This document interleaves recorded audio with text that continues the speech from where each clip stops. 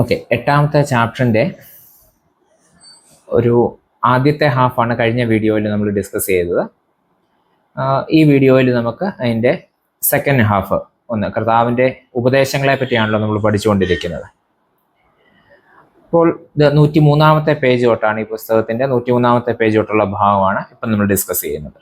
അപ്പോൾ കർത്താവിൻ്റെ പഠിപ്പിക്കലുകളുടെ അടുത്ത ഒരു തലമാണ് ദൈവത്തെ പറ്റിയുള്ള അവൻ്റെ പഠിപ്പിക്കലുകൾ. എന്താണ് ദൈവത്തെ പറ്റി കർത്താവ് പഠിപ്പിക്കുവാനായിട്ട് ശ്രമിച്ചത്. കർത്താവ് ആരോടാണ് സംസാരിച്ചിരുന്നത്? യഹൂദന്മാരോടാണ്. നമുക്കറിയാം, അവര് നൂറ്റാണ്ടുകളായിട്ട് അവർക്ക് ദൈവത്തിൽ അടിയുറച്ച വിശ്വാസം ഉള്ള ഒരു ജനതയാണ്. എത്രയോ നൂറ്റാണ്ടായിട്ട് അവർ ഏകദൈവത്തിൽ വിശ്വസിക്കുന്ന ഒരു ജനതയാണ്. അതുകൊണ്ട് ദൈവമുണ്ടെന്നും അങ്ങനെയുള്ള അടിസ്ഥാനപരമായ കാര്യങ്ങൾ അവർക്ക് പഠിപ്പിച്ചു കൊടുക്കേണ്ടതായിട്ടുള്ള ആവശ്യമില്ല. അവർ ഓൾറെഡി ആ വിശ്വാസത്തിൽ, ദൈവമുണ്ട് എന്നുള്ള അത് ഏക സത്യ ദൈവത്തിലുള്ള വിശ്വാസത്തിൽ അവർ അടിയുറച്ച് നിൽക്കുന്ന ഒരു സമൂഹമായതുകൊണ്ട് ആ അടിസ്ഥാനപരമായ കാര്യങ്ങളല്ല കർത്താവെന്നും പഠിപ്പിക്കുവാനായിട്ട് ശ്രമിച്ചത്.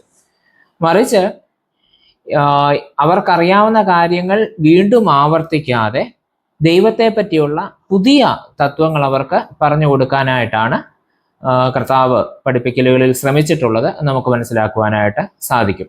അതിൽ കർത്താവ് ദൈവത്തെ പറ്റി അവർക്ക് പറഞ്ഞു കൊടുത്ത ആ കാര്യങ്ങൾ എന്തൊക്കെയാണ് എന്ന് നമുക്കൊന്ന് നോക്കാം. ഒന്ന്, ദൈവം നമ്മുടെ പിതാവാണ് എന്നുള്ള ആ ഒരു വലിയ ചിന്ത കർത്താവിൻ്റെ പഠിപ്പിക്കലുകളിലൊക്കെ നമുക്ക് കാണുവാനായിട്ട് സാധിക്കും. God as father. ഇപ്പൊ പിതാവ്, നമുക്കറിയാം, കർത്താവ് ദൈവത്തെ അല്ലെ പിതാവായ ദൈവത്തെ സംബോധന ചെയ്യുന്നതും എപ്പോഴും പിതാവെന്ന് പറഞ്ഞുകൊണ്ട് തന്നെയാണ്. 12-ാമത്തെ വയസ്സിൽ എൻ്റെ പിതാവിനുള്ളതിൽ ഞാൻ ഇരിക്കേണ്ടതല്ലയോ എന്ന് കർത്താവ് പറയുന്നത് നമ്മൾ കാണുന്നുണ്ട്. ക്രൂശിൽ കിടക്കുമ്പോൾ അല്ലെ, പിതാവെ, ഞാൻ എൻ്റെ ആത്മാവിനെ തൃക്കൈയിൽ ഏൽപ്പിക്കുന്നു എന്ന് പറയുന്നത് നമ്മൾ കാണുന്നുണ്ട്. ഇങ്ങനെ സുവിശേഷങ്ങളിൽ ഏതാണ്ട് 150-ൽ പരം പ്രാവശ്യം പിതാവ് എന്ന ദൈവത്തെ സംബോധന ചെയ്യുന്നതായിട്ട് നമുക്ക് കാണുവാനായിട്ട് സാധിക്കും. യഹൂദന്മാർക്ക് ദൈവം പിതാവാണ് എന്നുള്ള ഒരു ആശയം യഹൂദന്മാർക്കുണ്ട്. എന്നാൽ അത് കർത്താവ് ഈ പഠിപ്പിച്ച കാര്യങ്ങളിൽ നിന്നും ഒരല്പം വ്യത്യാസത്തിലാണ് അവർ മനസ്സിലാക്കിയിരുന്നത് എന്ന് നമുക്ക് കാണുവാനായിട്ട്. യഹൂദന്മാരെങ്ങനെയാണ് ദൈവത്തെ പിതാവെന്ന് ഉള്ള ആശയം ഉൾക്കൊള്ളുമ്പോൾ അവരെങ്ങനെയാണ് ദൈവത്തെ മനസ്സിലാക്കിയിരുന്നത് എന്നൊന്നും നമ്മൾ ഓർക്കണം. എന്നാലേ കർത്താവ് അതിനോട് ചേർത്ത് പുതിയതായി പഠിപ്പിച്ച കാര്യങ്ങൾ നമുക്ക് മനസ്സിലാക്കുവാനായിട്ട് പറ്റുകയുള്ളൂ. ഇപ്പൊ യഹൂദന്മാർക്ക് ദൈവത്തെ പറ്റിയുള്ള ഏറ്റവും വലിയ സങ്കല്പം എന്ന് പറയുന്നത് തന്നെ, അതിന്റെ ഏറ്റവും അടിസ്ഥാനം എന്ന് പറയുന്നത് ഈ ഒരു കോൺസെപ്റ്റാണ്. ദൈവം വിശുദ്ധനാണ്, ഗോഡ് ഈസ് ഹോളി. അത് അവരുടെ ഏറ്റവും അടിസ്ഥാനപരമായ ഒരു ആശയം ആണ്. ദൈവം വിശുദ്ധനാണ്, ഗോഡ് ഈസ് ഹോളി എന്നുള്ളത്. ഇപ്പം ഹീബ്രു ഭാഷയിൽ, എബ്രായ ഭാഷയിൽ കാദോഷ് എന്ന് പറയുന്നതായിട്ടുള്ള വാക്കാണ് വിശുദ്ധം എന്നുള്ളതിന് ഉപയോഗിക്കുന്നത്. അതിൻ്റെ മറ്റൊരർത്ഥം, ഈ കാദോഷ് എന്ന വാക്കിന് മറ്റൊരർത്ഥം ഉള്ളത് വിശുദ്ധം എന്ന ഉള്ള പൊതുവായ അർത്ഥത്തിനും അപ്പുറമായിട്ട് അതിന് മറ്റൊരർത്ഥം ഉള്ളത് വ്യത്യസ്തം, വേർതിരിക്കപ്പെട്ടത് എന്നൊക്കെയുള്ളത്. എന്ന് പറഞ്ഞു കഴിഞ്ഞാൽ വിശുദ്ധമായതെല്ലാം മറ്റുള്ളതിൽ നിന്നും വ്യത്യസ്തമാണ്, അല്ലെ? അങ്ങനെയാണ് യഹൂദന്മാർ മനസ്സിലാക്കുകയും കാണുകയും ഒക്കെ ചെയ്തുകൊണ്ടിരുന്നത്. ദേവാലയം വിശുദ്ധമാണ്, അതുകൊണ്ട് അത് മറ്റ് കെട്ടിടങ്ങളിൽ നിന്നും വ്യത്യസ്തമാണ്. പുരോഹിതന്മാർ വിശുദ്ധരാണ്, അതുകൊണ്ട് അവർ മറ്റ് മനുഷ്യരിൽ നിന്നും വ്യത്യസ്തരാണ്. അതുപോലെ ദൈവം വിശുദ്ധമാണ്, അതുകൊണ്ട് ദൈവം നമ്മിൽ നിന്നും വളരെ വ്യത്യാസമുള്ളവനാണ്. അപ്പൊ ഈ ഒരു കോൺസെപ്റ്റ് അവരുടെ ചിന്തയിൽ എല്ലാത്തിടത്തും ഉണ്ടായിരുന്നു. അതിൻ്റെ ഒരു വശം, അങ്ങനെ ചിന്തിക്കുമ്പോൾ ഒരു പ്രശ്നം, ദൈവം അൺഅപ്രോച്ചബിൾ ആണ് എന്നുള്ള ഒരു ചിന്ത. ദൈവത്തിൻ്റെ ഒരു ട്രാൻസെൻഡൻസിനാണ് അവർ കൂടുതലും പ്രാമുഖ്യം കൊടുത്തിരുന്നത് എന്ന് മനസ്സിലാക്കുവാനായിട്ട് സാധിക്കും. ട്രാൻസെൻഡൻസ് എന്ന് വെച്ചാൽ എന്താ? ദൈവത്തിൽ എപ്പോഴും ട്രാൻസെൻഡൻസ് ഉണ്ട്, അതില്ല എന്ന് നമ്മൾ പറയുകയല്ല. എന്നാൽ അതിൽ മാത്രമാണ് അവരുടെ ശ്രദ്ധ പോയിരുന്നത്. ട്രാൻസെൻഡൻസ് എന്ന് വെച്ചാൽ, ഇപ്പോൾ ദൈവത്തെ പറ്റി നമ്മൾ മനസ്സിൽ ചിന്തിക്കുമ്പോൾ നമ്മുടെ മനസ്സിലേക്ക് വരുന്ന ഒരു ചിത്രം എന്താ? അങ്ങ് അകലെ ദൂരെ എവിടെയോ സ്വർഗത്തിലിരിക്കുന്ന അല്ലെ ഒരു പ്രകാശമോ അങ്ങനെയൊക്കെ ഉള്ള ചില സൂചനകളോ ചിത്രങ്ങളോ ഒക്കെ പെട്ടെന്ന് നമ്മുടെ മനസ്സിലേക്ക് കടന്നു വരുവാനായിട്ട് സാധിക്കും. അപ്പോൾ മനുഷ്യന് അടുത്ത് ചെല്ലുവാൻ കഴിയാത്ത, മനുഷ്യരിൽ നിന്നും ദൂരെ നിൽക്കുന്ന ഒരു ദൈവസങ്കല്പം, അതിനെയാണ് ദൈവത്തിന്റെ ട്രാൻസെൻഡൻസ് എന്ന് പറയുന്നത്. നമ്മിൽ നിന്നും വ്യത്യസ്തമായ ഒരു സങ്കല്പം. അതുകൊണ്ട് തന്നെ ഈ ട്രാൻസെൻഡന്റ് ഗോഡിനോട് അടുത്ത് ചെല്ലുവാനായിട്ട് പറ്റത്തില്ല, അൺഅപ്രോച്ചബിൾ ആണ് എന്നുള്ള ഒരു ചിന്ത അവരുടെ ഉള്ളിലുണ്ടായിരുന്നു. അതുകൊണ്ടാണ് ദൈവത്തെ നേരിട്ട് കണ്ടു കഴിഞ്ഞാൽ മരിച്ചു പോകും എന്ന് യഹൂദന്മാർ കരുതിയിരുന്നത്. പഴയ നിയമത്തിലൊക്കെ നമ്മൾ കാണുന്നുണ്ട്. ദൈവത്തെ നേരിട്ട് കണ്ടു കഴിഞ്ഞാൽ മനുഷ്യൻ മരിച്ചു പോകുമെന്നുള്ള ഒരു ധാരണ അവരുടെ മനസ്സിലുണ്ടായിരുന്നു. അപ്പോൾ ദേവാലയത്തിലാണെങ്കിലും തിരശീല കൊണ്ട് മറച്ചിരുന്ന അതിവിശുദ്ധ സ്ഥലത്ത് മഹാപുരോഹിതൻ മാത്രമാണ് വർഷത്തിൽ ഒരിക്കൽ കയറുക. മറ്റാളുകളൊന്നും അവിടേക്ക് കയറില്ല. കാരണം അതിവിശുദ്ധ സ്ഥലത്ത് കയറിയാൽ അവിടെ ദൈവത്തിന്റെ സാന്നിധ്യം ഉള്ളത് കൊണ്ട് മറ്റുള്ളവർ മരിച്ചു പോകും എന്നുള്ള ഒരു ധാരണ അവരുടെ മനസ്സിലുണ്ടായിരുന്നു. ഇതിനെ ഈ ട്രാൻസെൻഡൻസ് ആണ്, അതിന് സർവാതിശായിത്വം എന്നാണ് മലയാളത്തിൽ അതിന് പറയുക. ഗോഡ് ഈസ് അൺഅപ്രോച്ചബിൾ, അവൻ ദൂരെയുള്ള നമ്മിൽ നിന്നും വ്യത്യസ്തനായി മാറി നിൽക്കുന്ന ദൈവത്തിന്റെ ആ ഒരു തലം. അതിലാണ് യഹൂദന്മാർ കൂടുതലായിട്ടും മനസ്സിലാക്കുവാനായിട്ട് ശ്രമിച്ചിരുന്നത്. അപ്പോൾ അങ്ങനെയുള്ള വിശുദ്ധനായ ട്രാൻസെൻഡന്റ് ആയിട്ടുള്ള ഹോളി ആയിട്ടുള്ള ദൈവത്തിന്റെ അടുത്തേക്ക് പാപിയായ മനുഷ്യന് കടന്നു ചെല്ലുവാനായിട്ട് സാധിക്കത്തില്ല, അല്ലെ? ദൈവം ഹോളിയാണ്, ദൈവം വിശുദ്ധനായതുകൊണ്ട് വിശുദ്ധമല്ലാത്തതൊന്നും, മ്ലേച്ഛമായിട്ടുള്ളതൊന്നും, പാപസംബന്ധമായിട്ടുള്ളതൊന്നും ദൈവത്തിന് സഹിക്കുവാനായിട്ട് കഴിയുകയില്ല. അതുകൊണ്ട് പാപിയായ മനുഷ്യന് ദൈവസന്നിധിയിലേക്ക് കടന്നു ചെല്ലുവാനായിട്ട് കഴിയുകയില്ല എന്ന് യഹൂദന്മാർ വിശ്വസിച്ചിരുന്നു. അവർ ദൈവത്തെ പിതാവ് എന്ന് വിളിക്കുമ്പോഴും അത് ഒരു വ്യക്തിപരമായ ബന്ധത്തിനേക്കാൾ അപ്പുറമായിട്ട് യഹൂദന്മാർ ദൈവത്തെ പിതാവെന്ന് കരുതുമ്പോൾ അതിൻ്റെ പിന്നിലുള്ള അർത്ഥം ദൈവം ഒരു സൃഷ്ടാവാണ്, ഹിസ് ദ ക്രിയേറ്റർ. ആ അർത്ഥത്തിലാണ് ദൈവത്തെ പിതാവെന്ന് യഹൂദന്മാർ വിളിച്ചിരുന്നത്. അതുപോലെ തന്നെ ഒരു വ്യക്തിപരമായി പിതാവ് എന്നതിനേക്കാൾ അപ്പുറമായിട്ട് ഇസ്രായേൽ ജനത്തിന്റെ മുഴുവൻ സൃഷ്ടിതാവായ പിതാവായ ദൈവം എന്നുള്ള അർത്ഥത്തിലാണ് യഹൂദന്മാർ ദൈവത്തെ കരുതിയിരുന്നത്. അപ്പോൾ ഇങ്ങനെയുള്ള ധാരണകൾ പുലർത്തുന്ന യഹൂദന്മാരോടാണ് കർത്താവ് പിതാവായ ദൈവത്തെ പറ്റി കുറച്ചുകൂടി വ്യക്തിപരമായ ബന്ധത്തിൽ അധിഷ്ഠിതമായ ഒരു ഡെഫിനേഷൻ, ഒരു ചിന്ത, ഒരു ദൈവത്തെ പറ്റിയുള്ള പഠിപ്പിക്കലുകൾ പകർന്നു കൊടുക്കുവാനായിട്ട് ശ്രമിക്കുന്നത്. കർത്താവും ദൈവത്തിന്റെ ട്രാൻസെൻഡൻസിനെ എങ്ങും നിഷേധിക്കുന്നില്ല. ദൈവം നമ്മിൽ നിന്നും മനുഷ്യനിൽ നിന്നും എപ്പോഴും ദൈവം വ്യത്യസ്തനാണ്. മനുഷ്യന്റെ പരിമിതികൾക്കും എത്രയോ അപ്പുറത്താണ് ദൈവം എന്ന സത്യം. ആ ട്രാൻസെൻഡൻസ് അവിടെ ഉണ്ട്. എന്നാൽ ആ ദൈവം ട്രാൻസെൻഡന്റ് ആയിരിക്കുമ്പോൾ തന്നെ ആ ദൈവം ഇമനന്റ് ആണ്, അന്തർയാമിയാണ് എന്ന് പറഞ്ഞു കഴിഞ്ഞാൽ നമുക്ക് ചേർന്ന് ചെല്ലുവാൻ തക്കവണ്ണം സ്വാതന്ത്ര്യം നൽകുന്ന, നമുക്ക് അപ്രോച്ച് ചെയ്യാൻ പറ്റുന്ന ഒരു ദൈവം കൂടിയാണ് ഇത് എന്നുള്ള ആ തലത്തിന് കർത്താവ് പ്രാമുഖ്യം കൊടുക്കുന്നതായിട്ട് നമുക്ക് കാണുവാനായിട്ട് സാധിക്കും. ഈ ദൈവം മനുഷ്യനിൽ നിന്ന് അകന്നിരിക്കുന്ന ദൈവം മാത്രമല്ല, മനുഷ്യനോട് ചേർന്ന് നിൽക്കുവാൻ താല്പര്യമുള്ള ദൈവമാണ്, മനുഷ്യനെ സ്നേഹിക്കുന്ന ദൈവമാണ്, മനുഷ്യൻ തൻ്റെ അടുക്കിലേക്ക് കടന്നു വരണമെന്ന് ആഗ്രഹിക്കുന്ന ദൈവമാണ്. അതുകൊണ്ടാണ് ദൈവം ഒരു മനുഷ്യനായിട്ട് ജനിക്കുവാൻ തക്കവണ്ണം, ഭൂമിയിലേക്ക് വരുവാൻ തക്കവണ്ണം ഇടയാവുന്നത്. അവിടെ യേശുക്രിസ്തുവിൽ നമ്മൾ കാണുന്നത് ദൈവത്തിന്റെ ഇമനൻസ് ആണ്, അന്തർയാമിത്വമാണ്. നമ്മോട് ചേർന്ന് നിൽക്കുന്ന ദൈവത്തെയാണ് നമുക്ക് യേശുക്രിസ്തുവിൽ കാണുവാനായിട്ട് സാധിക്കും. അപ്പോൾ കർത്താവ് ദൈവത്തെ പിതാവ് എന്ന് വിളിക്കുമ്പോൾ അതിൻ്റെ അകത്ത് ഈ ഒരു ഇമനൻസ് കൂടി ചേർന്ന് നിൽക്കുന്നു, അന്തർയാമി ആയ ദൈവത്തിന്റെ ഭാവം കൂടി ചേർന്ന് നിൽക്കുന്നു. മനുഷ്യനെ സ്നേഹിക്കുന്ന, മനുഷ്യനോട് ചേർന്ന് നിൽക്കുവാനായിട്ട് ആഗ്രഹിക്കുന്ന, മനുഷ്യന് ഏത് സമയത്തും ദൈവത്തിനോട് അടുത്ത് ചെല്ലുവാനായിട്ട് കഴിയുന്ന ഒരനുഭവമായിട്ട് ദൈവത്തെ പിതാവ് എന്ന് വിളിക്കുന്നതിലൂടെ കർത്താവ് കാണിച്ചു തരുവാനായിട്ട് സാധിക്കുന്നു. ഈ ദൈവം മനുഷ്യന്റെ എല്ലാ കാര്യങ്ങളിലും താല്പര്യമുള്ള ദൈവമാണ്. മനുഷ്യന്റെ ജീവിതം, അവന്റെ ജീവിതത്തിന്റെ ആവശ്യങ്ങൾ, അവന്റെ വസ്ത്രം, അവന്റെ ഭക്ഷണം, ഇങ്ങനെയുള്ള എല്ലാ കാര്യത്തിലും ദൈവം കരുതുന്ന ദൈവമാണ്, താല്പര്യമുള്ള ദൈവമാണ് എന്ന് കർത്താവ് പഠിപ്പിക്കുവാനായിട്ട് ശ്രമിക്കുന്നു, അല്ലെ? കർത്താവിന്റെ ചില വാക്കുകൾ തന്നെ നമ്മളൊന്ന് വായിച്ചു നോക്കിയാൽ, ഇന്നുള്ളതും നാളെ അടുപ്പിലിടുന്നതുമായ വയലിലെ പുല്ലിനെ ദൈവം ഇങ്ങനെ ചമയ്ക്കുന്നുവെങ്കിൽ അല്പവിശ്വാസികളെ നിങ്ങളെ എത്രയധികം. സ്വർഗസ്ഥനായ നിങ്ങളുടെ പിതാവ് ഇതൊക്കെ നിങ്ങൾക്ക് ആവശ്യമെന്ന് അറിയുന്നുവല്ലോ. പിതാവ് മക്കളുടെ ആവശ്യങ്ങൾ നിർവഹിക്കുന്ന പ്രകാരം ദൈവം നമ്മുടെ ആവശ്യങ്ങൾ നിർവഹിക്കുന്നുവെന്നാണ് കർത്താവ് പഠിപ്പിക്കുവാനായിട്ട് ശ്രമിക്കുന്നത്. അപ്പോൾ യഹൂദന്മാർ ദൈവത്തെ പിതാവെന്ന് കരുതിയിരുന്നതിൽ നിന്നും ഒരല്പം വ്യത്യാസമായിട്ട്, വ്യക്തിപരമായി നമ്മെ സ്നേഹിക്കുന്ന, നമുക്ക് അടുത്ത് ചെല്ലുവാനായിട്ട് സ്വാതന്ത്ര്യമുള്ള, നമ്മുടെ കാര്യങ്ങളിൽ താല്പര്യമുള്ള, നമ്മുടെ അടുത്തേക്ക് ഇറങ്ങി വരുവാനും നമ്മുടെ ആവശ്യങ്ങളിൽ നമ്മെ സഹായിക്കുവാനും ഒക്കെ കഴിയുന്നതായ ദൈവത്തിന്റെ ആ ഒരു ഇമനന്റ് ഗോഡ്, അടുത്ത് നിൽക്കുന്ന ദൈവത്തെ കൂടിയാണ് കർത്താവ് കാണിച്ചു തരുവാനായിട്ട് പിതാവ് എന്ന് വിളിക്കുന്നതിലൂടെ കാണിച്ചു തരുവാനായിട്ട് ശ്രമിക്കുന്നത് എന്നുള്ളത് നമുക്ക് മനസ്സിലാക്കുവാനായിട്ട് സാധിക്കും. അതുപോലെ കർത്താവിന്റെ പഠിപ്പിക്കലുകളിൽ, ദൈവത്തെ പറ്റിയുള്ള പഠിപ്പിക്കലുകളിൽ സ്നേഹിക്കുന്ന ദൈവത്തെ പറ്റിയാണ്, നമ്മളുമായി വ്യക്തിപരമായി ബന്ധം പുലർത്തുന്ന ഇസ്രായേൽ മക്കൾ അല്ലെങ്കിൽ യഹൂദന്മാരുടെ കാര്യം നമ്മൾ പറഞ്ഞു.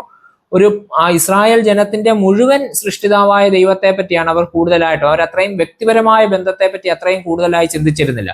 എന്നാൽ കർത്താവ് പഠിപ്പിക്കുന്ന ദൈവസങ്കല്പം എന്ന് പറയുന്നത് വ്യക്തിപരമായി നമ്മെ ഓരോരുത്തരെയും അടുത്തറിയുന്ന, നമ്മളുമായി വ്യക്തിപരമായി ബന്ധം സൂക്ഷിക്കുന്ന ദൈവത്തെയാണ് കർത്താവ് കാണിച്ചു തരുവാനായിട്ട് ഇടയാവുന്നത്. അതുകൊണ്ടാണ് കർത്താവ് പറയുന്നത്, നിങ്ങളുടെ തലയിലെ രോമവും എല്ലാം എണ്ണപ്പെട്ടിരിക്കുന്നു. മത്തായിയുടെ സുവിശേഷം 10-ാം അധ്യായത്തിലാണ്. മാനസാന്തരപ്പെടുന്ന ഒരു പാപിയെക്കുറിച്ച് ദൈവദൂതന്മാരുടെ മധ്യേ സന്തോഷമുണ്ടാകും എന്നൊക്കെ പറയുന്നത് ഓരോ വ്യക്തിയെയും വ്യക്തിപരമായി സ്നേഹിക്കുന്ന ദൈവത്തെ കാണിച്ചു തരുന്നതിന് വേണ്ടിയാണ് കർത്താവ് ഈ കാര്യങ്ങളൊക്കെ പറയുന്നത്. ദൈവത്തെ പറ്റിയുള്ള കർത്താവിന്റെ പഠിപ്പിക്കലുകളിലെ പ്രധാനപ്പെട്ട ഒരു ഭാഗമാണ്. 3 അല്ലെങ്കിൽ അടുത്തതായിട്ട് കർത്താവിനെ പറ്റി പറയുന്നത്, God invites man and long four relationship with him, അല്ലെ കമ്മ്യൂണിയൻ വിത്ത് ഹിം. ദൈവം നമ്മെ ക്ഷണിക്കുന്ന, തൻ്റെ അടുക്കലേക്ക് നമ്മെ ക്ഷണിക്കുന്ന ദൈവമാണ്. യഹൂദന്മാരുടെ ചിന്തകളിൽ നമ്മൾ കണ്ടു, ദൈവത്തോട് അടുക്കുവാനായിട്ട് പാടില്ല എന്നാണ് അവർ കരുതിയിരുന്നത്.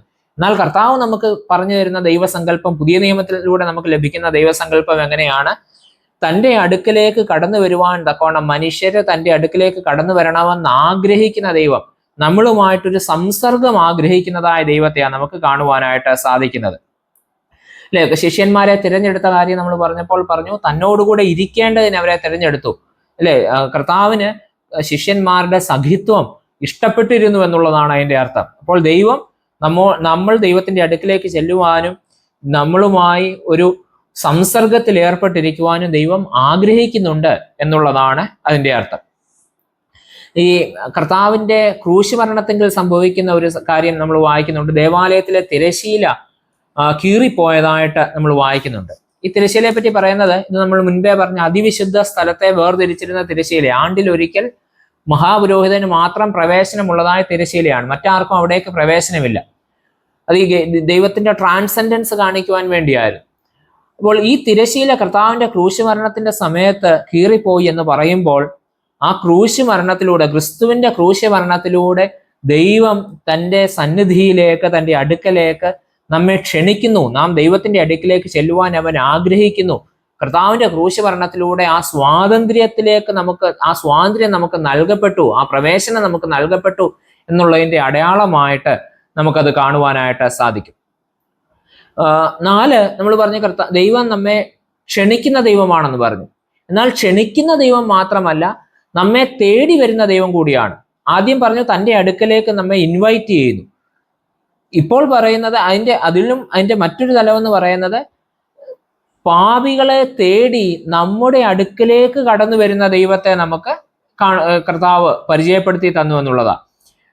തന്നിലേക്ക് ക്ഷണിക്കുക മാത്രമല്ല, അവരെ അന്വേഷിച്ച് പിൻചെല്ലുന്ന ഒരു ദൈവത്തെ നമുക്ക് കാണുവാനായിട്ട് സാധിക്കും. കർത്താവിന്റെ ഉപമയിലൊക്കെ അത് നഷ്ടപ്പെട്ടു പോയ നാണയം തിരയുന്ന സ്ത്രീയില്, നഷ്ടപ്പെട്ടു പോയ ആട്ടിൻകുട്ടിയെ തിരഞ്ഞു പോകുന്ന നല്ല ഇടയനിലൊക്കെ നമ്മൾ ഈ പ്രതീകം തന്നെയാണ് കാണുന്നത്. സ്വയമായിട്ട് തിരിച്ചു വരുവാനായിട്ട് കഴിവില്ലാത്ത മനുഷ്യരെ തേടി അന്വേഷിച്ച് ചെന്ന് ആ മനുഷ്യനുമായിട്ട് ഒരു കൂട്ടായ്മ ആചരിക്കുന്ന ദൈവത്തെ നമുക്ക് കാണുവാനായിട്ട് കർത്താവിന്റെ പഠിപ്പിക്കലുകളിൽ കാണുവാനായിട്ട് സാധിക്കുന്നുണ്ട്. 5 മറ്റൊരു കാര്യം, ക്ഷമിക്കുന്ന ദൈവത്തെ പറ്റിയും കർത്താവ് നമ്മെ പഠിപ്പിച്ചു തരുന്നു എന്നുള്ളതാണ്. ദൈവം ക്ഷമയുള്ള ഹൃദയമുള്ളവനാണ്. അല്ലെ, പാപികളെ നിശേഷം നശിപ്പിച്ചു കളയുവാനായിട്ടല്ല, പാപികളുടെ മരണത്തിൽ ഇഷ്ടപ്പെടുന്നവനല്ല, മറിച്ച് പാപികൾ അനുദപിച്ച് മടങ്ങി വരുമ്പോൾ അവരോട് ക്ഷമിക്കുവാൻ തയ്യാറായിട്ടുള്ള ദൈവത്തെയാണ് കർത്താവ് നമുക്ക് കാണിച്ചു തരുന്നത് എന്ന് നമുക്ക് കാണുവാനായിട്ട് സാധിക്കും. കർത്താവിന്റെ പ്രവർത്തനത്തിൽ നമ്മളത് കാണുന്നുണ്ട്. ചുങ്കക്കാരോടും പാപികളോടും കൂടെ കർത്താവ് ജീവിക്കുന്നു, അവരോടുകൂടെ ഭക്ഷണം കഴിക്കുന്നു. ആ കാലഘട്ടത്തിൽ മറ്റു പരീശന്മാർക്കൊക്കെ ഇത് ഒരിക്കലും അംഗീകരിക്കുവാൻ കഴിയുന്ന കാര്യമായിരുന്നില്ല. എന്നാൽ കർത്താവ് എല്ലായ്പ്പോഴും പാപികളായ മനുഷ്യരോട് ചേർന്ന് നിൽക്കുവാനായിട്ട് തയ്യാറായി. എന്തുകൊണ്ടാണ്? അവന്റെ ഹൃദയം ക്ഷമിക്കുന്ന ഹൃദയമാണ്. ദൈവം നമ്മോട് ക്ഷമിക്കുവാൻ തയ്യാറായിട്ടുള്ള ഒരു ദൈവമാണ് എന്ന് കർത്താവ് പഠിപ്പിക്കുന്നുണ്ട്. അപ്പോൾ നമ്മൾ പാപം ചെയ്യുമ്പോൾ എന്താ സംഭവിക്കുന്നത്? പാപം ചെയ്യുമ്പോൾ ദൈവത്തിന്റെ ഹൃദയത്തിന് വേദന ഉണ്ടാവുന്നു. ദൈവം നമ്മുടെ പിതാവാണ് എങ്കിൽ വ്യക്തിപരമായി നമ്മളുമായി ബന്ധപ്പെട്ടിരിക്കുന്ന, നമ്മളുമായി സംസർഗം ആഗ്രഹിക്കുന്ന നമ്മുടെ പിതാവാണ് ദൈവമെങ്കിൽ, നാം പാപം ചെയ്ത ദൈവത്തിൽ നിന്ന് അകലുമ്പോൾ ദൈവത്തിന്റെ ഹൃദയത്തിന് ഒരു വലിയ വേദന ഉണ്ടാകുന്നു എന്ന് നമുക്ക് മനസ്സിലാക്കുവാനായിട്ട് സാധിക്കുന്നുണ്ട്. ഇതൊക്കെയാണ് ദൈവത്തെ പറ്റി യേശുക്രിസ്തുവിന്റെ പഠിപ്പിക്കലുകളിൽ നമുക്ക് കാണുവാനായിട്ട് കഴിയുന്നത്. ഇനി അടുത്തൊരു സെഷൻ തന്നെ പറ്റി തന്നെ യേശുക്രിസ്തു എന്താണ് പഠിപ്പിച്ചത് എന്നുള്ളതാണ്.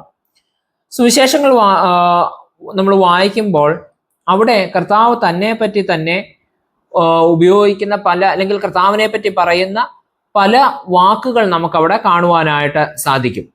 പുത്രൻ എന്നുള്ള വാക്ക് ഉപയോഗിക്കുന്നുണ്ട്, മനുഷ്യപുത്രൻ എന്ന് പറയുന്നതായ വാക്ക് ഉപയോഗിക്കുന്നുണ്ട്, മശിഹ എന്ന് പറയുന്ന വാക്ക്. ഇതൊക്കെ സുവിശേഷങ്ങളിൽ നമുക്ക് കാണുവാനായിട്ട് സാധിക്കും. ഇതിനൊക്കെ ആത്മീയമായ അർത്ഥങ്ങൾ, ഇതൊക്കെ അന്യോന്യം ബന്ധപ്പെട്ടിരിക്കുക എന്നതാണെങ്കിലും ഈ വാക്കുകളിലൂടെയൊക്കെ കർത്താവിനെ സൂചിപ്പിക്കുമ്പോൾ അതിൻ്റെ ഉള്ളിലൊക്കെ ചില ആത്മീയമായ അർത്ഥങ്ങൾ, യേശുക്രിസ്തു ആരാണ് എന്നതിനെ സംബന്ധിച്ച് ചില ആത്മീയമായ അർത്ഥങ്ങൾ ഉൾക്കൊണ്ടിരിക്കുന്നു എന്ന് നമ്മൾ മനസ്സിലാക്കുവാനായിട്ട് നമുക്ക് ഇടയാവണം. ഒരു ടൈറ്റിലാണ് മശിഹ, മെസായ എന്ന് പറയുന്നതായിട്ടുള്ള ടൈറ്റിൽ. ഈ മെശിഹ എന്ന് പറയുന്നത് അതൊരു ഹീബ്രു വാക്കാണ്. അതിന്റെ അർത്ഥം അഭിഷിക്തൻ, അനോയിന്റഡ്, ദ അനോയിന്റഡ് വൺ എന്നൊക്കെ ഉള്ളതാണ് ഈ മശിഹ എന്ന വാക്കിന്റെ അർത്ഥം. ഇതിന്റെ ഒരു സിനോണിമാണ് ഗ്രീക്ക് ഭാഷയിൽ, ഇത് ഹീബ്രു ഭാഷയിലുള്ള വാക്കാണ് മശിഹ. ഗ്രീക്ക് ഭാഷയിൽ ഇതിന് തത്തുല്യമായിട്ടുള്ള പദമാണ് ക്രിസ്തോസ് എന്ന് പറയുന്നത്, അല്ലെ? മലയാളത്തിൽ നമ്മൾ ക്രിസ്തു എന്ന് പറയും. അതിൻ്റെയും അർത്ഥം ഇത് തന്നെയാണ്, അഭിഷിക്തൻ എന്നുള്ളതാണ്. അപ്പോൾ മശിഹ, ക്രിസ്തു എന്നൊക്കെ പറയുന്നതിന്റെ അർത്ഥം, ആ വാക്കുകളുടെ എല്ലാം അർത്ഥം അഭിഷിക്തനാണ് എന്നുള്ളതാണ്. ഇപ്പം യഹൂദന്മാരുടെ രീതി അനുസരിച്ച് 3 പേരാണ്, 3 തരത്തിലുള്ള ആളുകളാണ് അഭിഷിക്തരായിട്ടുള്ളത്, അല്ലെങ്കിൽ അഭിഷേകം ചെയ്യപ്പെടുന്നത്. 1, പ്രവാചകന്മാരെ അഭിഷേകം ചെയ്യാറുണ്ട്. 2, രാജാക്കന്മാരെ അഭിഷേകം ചെയ്യാറുണ്ട്. 3, പുരോഹിതന്മാരെ അഭിഷേകം ചെയ്യാറുണ്ട്. അപ്പോൾ ഇവരെയാണ് സാധാരണ അഭിഷേകം ചെയ്യാറുള്ളത്, അഭിഷിക്തന്മാര് എന്ന് പറയുന്നത്. ഈ മശിഹ എന്നുള്ളതായിട്ടുള്ള ഈ ഒരു ചിന്ത, അത് നമ്മൾ മുൻപേ തന്നെ പറഞ്ഞിട്ടുള്ളതാണ്. യഹൂദന്മാരുടെ പണ്ട് മുതലേ ഉള്ള ചിന്തകളിൽ അവര് മശിഹായെ പറ്റി ഉള്ള ഒരു ചിന്ത അവരുടെ ഉള്ളിലുണ്ട്. പല തരത്തിലായിരുന്നു ആ ചിന്ത എന്നുള്ളത് ശരിയാണ്. ഒരുപക്ഷെ കർത്താവ് ഉദ്ദേശിച്ച തരത്തിലല്ല യഹൂദന്മാർ മശിഹായെ പറ്റി പ്രതീക്ഷിച്ചിരുന്നതെങ്കിലും ദീർഘവർഷങ്ങൾക്ക് മുൻപ് തന്നെ, നൂറ്റാണ്ടുകൾക്ക് മുൻപ് തന്നെ മശിഹായെ പറ്റിയുള്ള ആ ഒരു ആശയവും മശിഹായെ പറ്റിയുള്ള പ്രതീക്ഷയും ഒക്കെ യഹൂദന്മാരുടെ ഇടയിൽ ഉണ്ടായിരുന്നു എന്നുള്ളത് നമുക്ക് വേദപുസ്തകത്തിൽ കാണുവാനായിട്ട്, പ്രത്യേകിച്ച് പഴയ നിയമത്തിലെല്ലാം കാണുവാനായിട്ട് സാധിക്കും. എന്തായിരുന്നു യഹൂദന്മാർക്ക് മശിഹ എന്നുള്ളതിനെ പറ്റിയുള്ള സങ്കല്പം എന്തായിരുന്നു? 1, ദാവീദിന്റെ വംശത്തിലുള്ള ഒരു രാജാവ് എന്നുള്ള ഒരു സങ്കല്പം മശിഹായെ പറ്റി ഉണ്ടായിരുന്നു. ഈ രാജാവ് സിംഹാസനസ്ഥനായിട്ട് അല്ലെങ്കിൽ അധികാരം ഏറ്റെടുത്തിട്ട് ഇസ്രായേലിന് ശത്രുക്കളുടെ മേൽ ജയം നേടിക്കൊടുക്കുകയും സമാധാനവും സമൃദ്ധിയും പ്രദാനം ചെയ്യുന്ന ഒരു ഭരണം നൽകുകയും ചെയ്യും എന്ന് ജനങ്ങൾ സ്വപ്നം കണ്ടു. ഇതായിരുന്നു മശിഹായെ പറ്റിയുള്ള അവരുടെ ആദ്യത്തെ സ്വപ്നങ്ങൾ എന്ന് പറയുന്നത്. ദാവീദിന്റെ പരമ്പരയിൽ പിറക്കുന്ന ഒരു രാജാവ് അധികാരം ഏറ്റെടുത്ത് ഇസ്രായേലിനെ ഒരു വലിയ രാജ്യമാക്കി മാറ്റുന്നു, ജനത്തിന് സമാധാനവും നീതിയും ഒക്കെ ഉറപ്പാക്കുന്ന ഒരു ഭരണം കാഴ്ചവെക്കുന്നു. അങ്ങനെയുള്ള ഒരു മശിഹായെ അവര് പ്രതീക്ഷിച്ചിരുന്നു. എന്നാൽ കാലം മുന്നോട്ട് പോകും തോറും ഇവരുടെ മശിഹായെ പറ്റിയുള്ള ഈ എക്സ്പെക്ടേഷനിൽ, അവരുടെ പ്രതീക്ഷകളിൽ, ആശയങ്ങളിലൊക്കെ ചെറിയ ചെറിയ വ്യത്യാസങ്ങൾ സംഭവിക്കും, അല്ലെങ്കിൽ അതിനോട് ചില അഡീഷൻസ് ഒക്കെ സംഭവിക്കുന്നതായിട്ട് നമുക്ക് മനസ്സിലാക്കുവാനായിട്ട് സാധിക്കും. ആദ്യകാലങ്ങളിൽ ഇങ്ങനെയുള്ള ഒരു രാജാവിനെയാണ് അവർ എക്സ്പെക്ട് ചെയ്തിരുന്നെങ്കിൽ ഇതിനോട് ചേർന്ന് കുറെ കാലം മുന്നോട്ട് പോയപ്പോൾ ഇത് അമാനുഷികമായ ഒരു വ്യക്തിയായിരിക്കും മശിഹ എന്നുള്ള ചില സങ്കല്പങ്ങൾ അതിനോട് ചേർന്ന് വന്നു. സ്വർഗത്തിൽ നിന്ന് ഇറങ്ങി വരുന്ന സാധാരണ മനുഷ്യനല്ലാത്ത അമാനുഷികമായ ശക്തികളുള്ള ഒരു ദാവീദിന്റെ വംശത്തിൽ ജനിക്കുന്ന ഒരു മശിഹായെ പറ്റി യഹൂദന്മാര് സ്വപ്നം കണ്ടിരുന്നു. അത് അങ്ങനെയുള്ള ചിന്തകളും അവരുടെ ചിന്തകളിലേക്ക് പതിയെ പതിയെ കയറി വന്നു എന്ന് നമുക്ക് മനസ്സിലാക്കുവാനായിട്ട് സാധിക്കും. അവൻ ദൈവഭരണം മനുഷ്യ മധ്യേ നടപ്പാക്കുമെന്നുള്ള അടിസ്ഥാനപരമായ ആശയം അതൊരിക്കലും മാറിപ്പോയിട്ടില്ല. മശിഹ വരുമ്പോൾ ദൈവത്തിന്റെ ഭരണം ഈ ലോകത്തിൽ അവൻ സ്ഥാപിക്കും എന്നുള്ള ഒരു ഫൗണ്ടേഷൻ, ആ ഒരു ബിലീഫ് അവരുടെ ഇടയിൽ എല്ലായ്പ്പോഴും ഉണ്ടായിരുന്നു. യേശു താൻ മശിഹായാണെന്ന് അധികം പരസ്യമായിട്ട് പ്രസ്താവിക്കുവാൻ ഇടയാവുന്നില്ല. എന്നാൽ താൻ മശിഹായാണെന്ന് മറ്റുള്ളവർ ഏറ്റു പറയുമ്പോൾ കർത്താവിനെ അതിനെ എതിർക്കുന്നില്ല, അതിനെ അംഗീകരിക്കുന്നുണ്ട്. എന്നാൽ താൻ തന്നെ പലപ്പോഴും ഞാൻ മശിഹായാണ് എന്നുള്ള ആ പദം സ്വയമായിട്ട് ഉപയോഗിക്കുവാനായിട്ട് കർത്താവ് ശ്രമിക്കുന്നില്ല. അപ്പൊ നമുക്കൊരു ചോദ്യം തോന്നുന്നത്, അതെന്തുകൊണ്ടാണ്? അവൻ മശിഹായാണെന്ന് നമുക്കറിയാം, പിന്നെ എന്തുകൊണ്ടാണ് ആ ടൈറ്റില് യേശു സ്വയമായിട്ട് അധികം ഉപയോഗിക്കാതിരുന്നത്? അതിന്റെ ഒരു കാരണം യഹൂദന്മാർക്ക് മശിഹായെ പറ്റിയുള്ള സങ്കല്പം ഇങ്ങനെയായിരുന്നത് കൊണ്ടാണ്.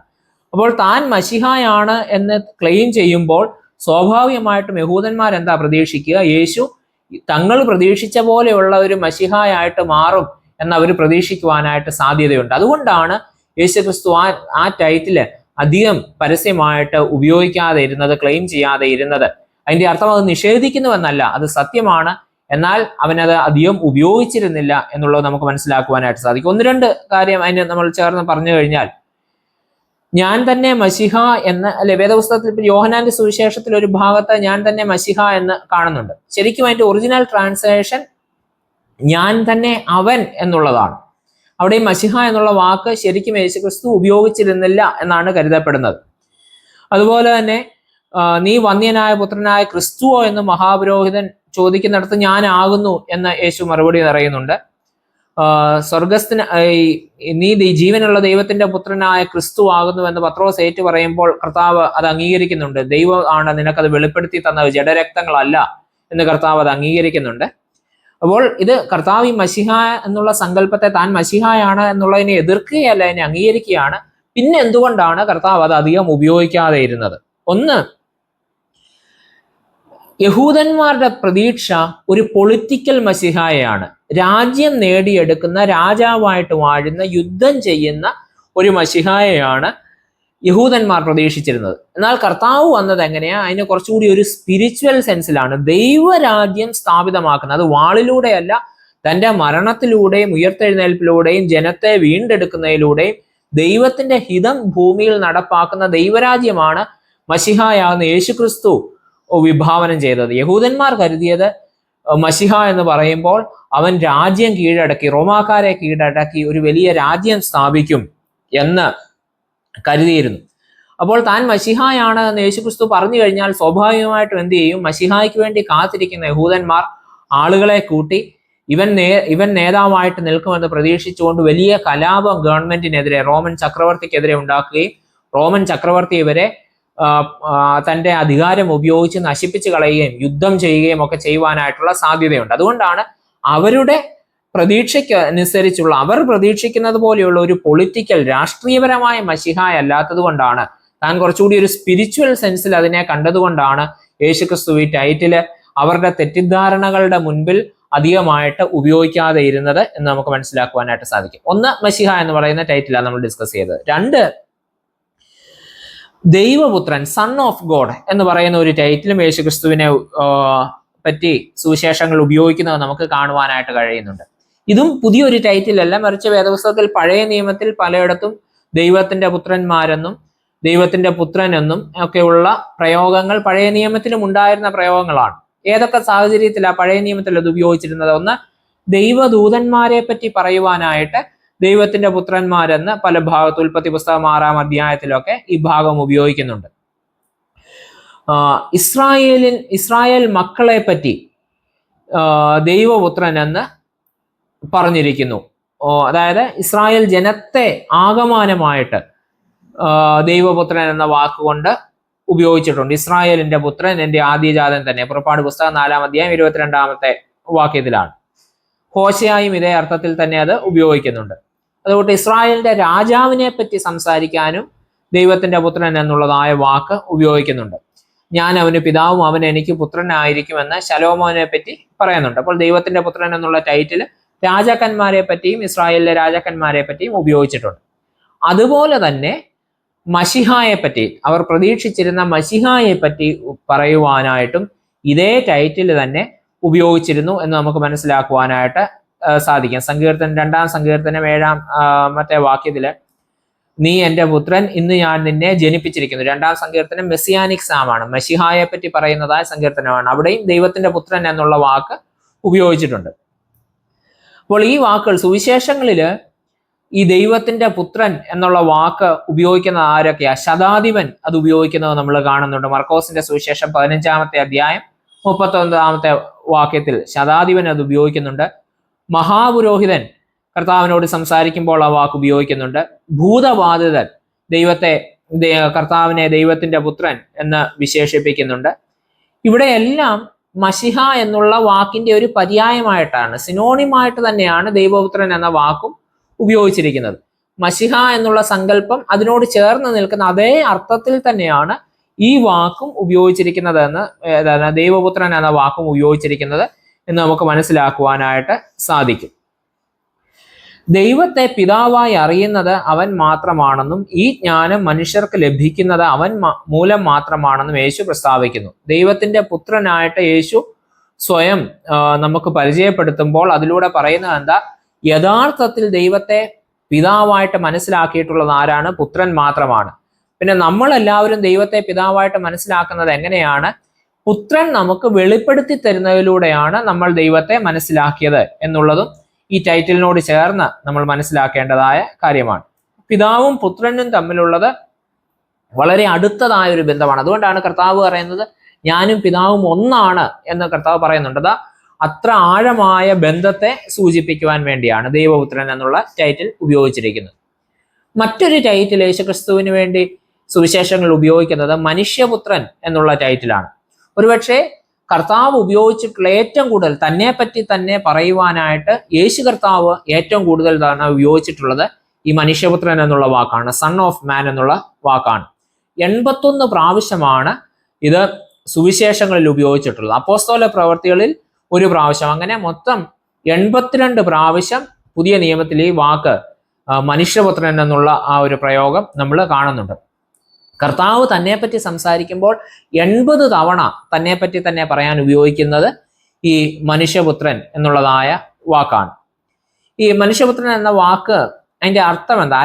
നമുക്കറിയാം കർത്താവ് സംസാരിച്ചിരുന്ന ഭാഷ അരമായിക്കാണ്. അരമായ ഭാഷയിലാണ് കർത്താവ് സംസാരിച്ചിരുന്നത്. അവിടെ അതിനുപയോഗിക്കുന്ന വാക്ക് ബെർനാഷ എന്ന് പറഞ്ഞാൽ മനുഷ്യന്റെ പുത്രൻ എന്ന് തന്നെയാണ് അതിന്റെ അർത്ഥം. അതുപോലെ തന്നെ എബ്രായ ഭാഷയിൽ, ഗ്രീക്ക് അല്ല ഹീബ്രു ഭാഷയിൽ, എബ്രായ ഭാഷയിൽ ബെൻ ആദം, അതും അതിന്റെ അർത്ഥം മനുഷ്യന്റെ പുത്രൻ എന്ന് ഉള്ള ആ വാക്ക് ഉപയോഗിക്കുന്നത് നമ്മൾ കാണും. ഇതിൻ്റെ അകത്തല്ല മനുഷ്യപുത്രൻ എന്ന വാക്കിന്റെ അർത്ഥം മനുഷ്യൻ എന്ന് തന്നെയാണ്, മാൻ എന്ന് തന്നെയാണ്. മനുഷ്യൻ എന്നതിന് പകരമായിട്ട് ഉപയോഗിക്കുന്ന ഒരു വാക്കായിട്ട് തന്നെയാണ്, അതേ അർത്ഥത്തിൽ തന്നെയാണ് നമ്മൾ മനുഷ്യൻ എന്ന് സാധാരണ പറയുന്ന അതേ അർത്ഥത്തിൽ തന്നെയാണ് മനുഷ്യപുത്രൻ എന്ന വാക്ക് വേദപുസ്തകത്തിൽ ഉപയോഗിച്ചിരിക്കുന്നത് എന്ന് നമുക്ക് മനസ്സിലാക്കുവാനായിട്ട് സാധിക്കും. യെഹസ്കേലിന്റെ പുസ്തകത്തിൽ പഴയ നിയമത്തിൽ ഈ വാക്ക് ഏതാണ്ട് 90-ലധികം തവണ ഉപയോഗിച്ചിരിക്കുന്നത് നമുക്ക് കാണുവാനായിട്ട് സാധിക്കും. ചില ആളുകൾ പറയുന്നുണ്ട് ഈ മനുഷ്യപുത്രൻ എന്ന വാക്ക് കർത്താവ് ഉപയോഗിക്കുന്നത് കർത്താവിന്റെ മനുഷ്യ സ്വഭാവത്തെ കാണിക്കുന്നതിന് വേണ്ടിയാണ്. ദൈവപുത്രൻ എന്ന വാക്ക് അവന്റെ ഡിവിനിറ്റിയെ കാണിക്കുന്നതിന് വേണ്ടിയും മനുഷ്യപുത്രൻ സൺ ഓഫ് മാൻ എന്ന വാക്ക് അവന്റെ ഹ്യൂമാനിറ്റിയെ കാണിക്കുന്നതിനും മനുഷ്യഭാവത്തെ കാണിക്കുന്നതിനും വേണ്ടിയാണ് ഈ 2 വാക്കുകൾ മാറി ഉപയോഗിക്കുന്നത് എന്ന് പറയുന്നത്.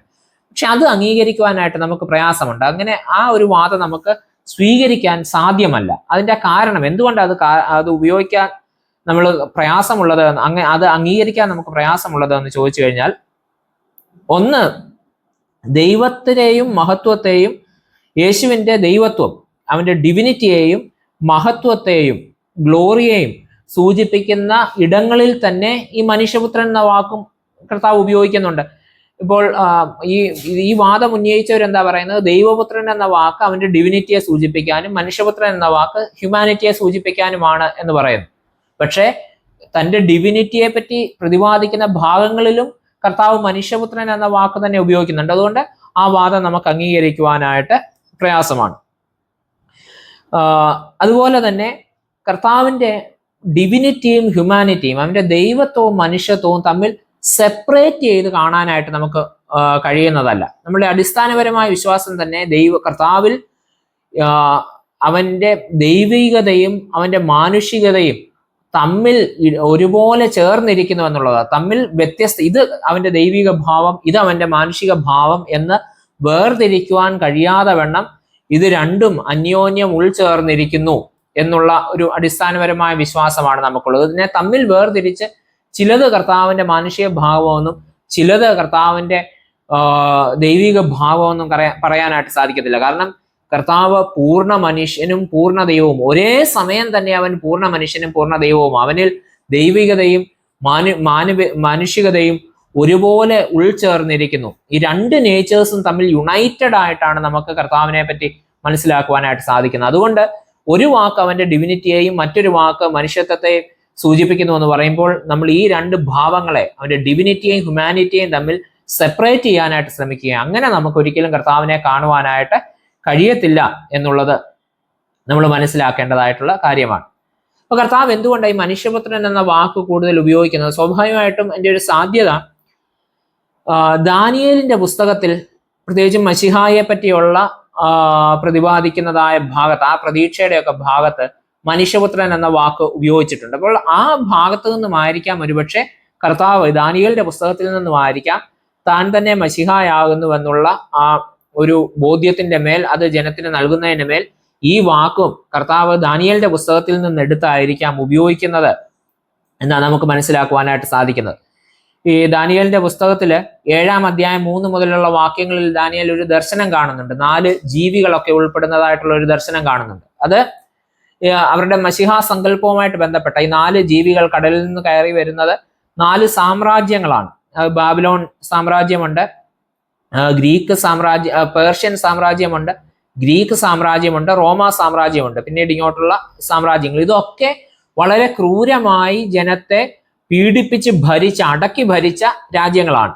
അപ്പോൾ ഈ അനീതിക്കും ദുഷ്ടതയ്ക്കുമെതിരെ ഉയർന്നു വരുന്ന മശിഹായ്, നീതിയുടെ രാജാവായിട്ട് ഉയർന്നു വരുന്ന മശിഹായെ പറ്റിയുള്ള സങ്കല്പം അവിടെ കാണുന്നത്. അവിടെയാണ് മനുഷ്യപുത്രൻ എന്ന വാക്ക് നമുക്ക് കാണുവാനായിട്ട് ഇടയാവുന്നത്.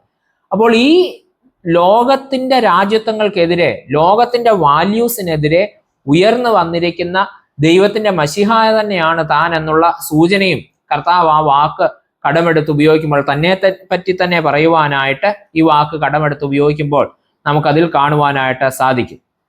വരുവാനിരിക്കുന്ന മനുഷ്യപുത്രന്റെ രാജ്യം, അത് മശിഹായുടെ യുഗം, അത് മനുഷ്യപുത്രന്റെ രാജ്യത്വമാണ്. ആ രാജ്യത്വമാണ്, ആ യുഗമാണ് തന്നിൽ ആരംഭിച്ചിരിക്കുന്നത് എന്ന് സൂചിപ്പിക്കുവാനും കൂടിയാണ് കർത്താവ് ഈ വാക്ക് ഉപയോഗിക്കുന്നത് എന്ന് നമുക്ക് സ്വാഭാവികമായിട്ടും മനസ്സിലാക്കുവാനായിട്ട് സാധിക്കും. എവിടെയൊക്കെയാണ് കർത്താവ് ഈ വാക്ക് മനുഷ്യപുത്രൻ എന്നുള്ള വാക്ക് ഉപയോഗിച്ചിട്ടുള്ളത്? ഒന്ന്, ഞാൻ എന്ന് പറയുന്നതിന് പകരം അവിടെയെല്ലാം തന്നെ പറയുന്നിടത്തൊക്കെ മനുഷ്യപുത്രൻ എന്നാണ് കർത്താവ് ഉപയോഗിക്കുന്നത്. ഒരു ഉദാഹരണം പറഞ്ഞാൽ, കുറുനരികൾക്ക് കുഴിയും ആകാശത്തിലെ പറവജാതികൾക്ക് കൂടുമുണ്ട്, മനുഷ്യപുത്രനോ തല ചായ്പാൻ സ്ഥലമില്ല. എനിക്കോ എന്ന് പറയുന്നതിന് പകരം മനുഷ്യപുത്രൻ എന്നുള്ള വാക്ക് ഉപയോഗിക്കുന്നതായിട്ട് പറയുന്നത്. അതുകൊണ്ട് ശിഷ്യന്മാരോട് ചോദിക്കുമ്പോൾ കൈസരിയുടെ ഫിലിപ്പിയിൽ വെച്ച് ജനങ്ങൾ എന്നെ ആരെന്ന് പറയുന്നു എന്ന് ചോദിക്കുന്ന ഒരു ചോദ്യമുണ്ടല്ലോ. അവിടെയും എങ്ങനെയാ ചോദിക്കുന്നത്? ജനങ്ങൾ മനുഷ്യപുത്രനെ ആരെന്ന് പറയുന്നു എന്നാ ചോദിക്കുന്നത്. അവിടെ അപ്പോൾ ഞാൻ എന്ന പദത്തിന് പകരമായിട്ട് ഒന്ന് യേശുക്രിസ്തു പദം ഉപയോഗിക്കുന്നു. 2, തന്നെ പറ്റിയുള്ള വലിയ സത്യങ്ങൾ പഠിപ്പിക്കുമ്പോൾ, അത് പ്രസ്താവിക്കുമ്പോൾ, സ്റ്റേറ്റ്മെന്റ്സ് ഒക്കെ പറയുമ്പോൾ അവിടെയും മനുഷ്യപുത്രൻ എന്നുള്ള വാക്ക് ഉപയോഗിക്കുന്നു. തന്നെ പറ്റിയുള്ള സ്റ്റേറ്റ്മെന്റ്സ് പറയുമ്പോൾ, ഒരു ഉദാഹരണം പറഞ്ഞാൽ, മനുഷ്യപുത്രൻ മനുഷ്യരുടെ പ്രാണങ്ങളെ നശിപ്പിപ്പാനല്ല രക്ഷിപ്പാണത്രേ വന്നത്. ലൂക്കോസിന്റെ സുവിശേഷം 9-ാമത്തെ അധ്യായം. അവിടെയും ഏത് വാക്കാ ഉപയോഗിക്കുന്നത്? മനുഷ്യപുത്രൻ എന്നുള്ള വാക്കാ ഉപയോഗിക്കുന്നത്.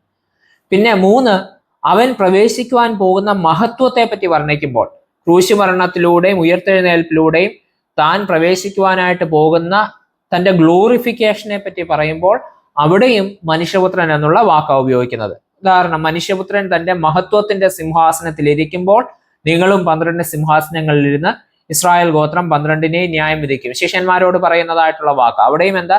തൻ്റെ മഹത്വത്തെ പറ്റി പറയുമ്പോൾ മനുഷ്യപുത്രൻ തൻ്റെ സിംഹാസനത്തിൽ ഇരിക്കും എന്ന് പറയുന്നു. 4, തൻ്റെ 2ാമത്തെ വരവിനെ പറ്റി, മടങ്ങി വരവിനെ പറ്റി പറയുമ്പോൾ അവിടെയും കർത്താവ് ഉപയോഗിക്കുന്നത് മനുഷ്യപുത്രൻ എന്നുള്ള വാക്കാണ്. 2ാമത്തെ വരവിനെ പറ്റി മനുഷ്യപുത്രൻ തൻ്റെ പിതാവിന്റെ മഹത്വത്തിൽ തൻ്റെ ദൂതന്മാരുമായി വരും, അപ്പോൾ അവൻ ഓരോരുത്തരെയും അവനവന്റെ പ്രവൃത്തിക്ക് തക്കവണ്ണം നൽകും എന്നൊക്കെ പറയുന്നിടത്തും, കർത്താവിന്റെ 2ാമത്തെ വരവിനെ പറ്റി പറയുന്നിടത്തും മനുഷ്യപുത്രൻ എന്നുള്ള വാക്ക് ഉപയോഗിക്കുന്നുണ്ട്. 5, ന്യായവിധിയെ പറ്റി പറയുന്നിടത്തും ഈ മനുഷ്യപുത്രൻ എന്നുള്ള വാക്ക് തന്നെയാണ് കർത്താവ് ഉപയോഗിക്കുന്നത്.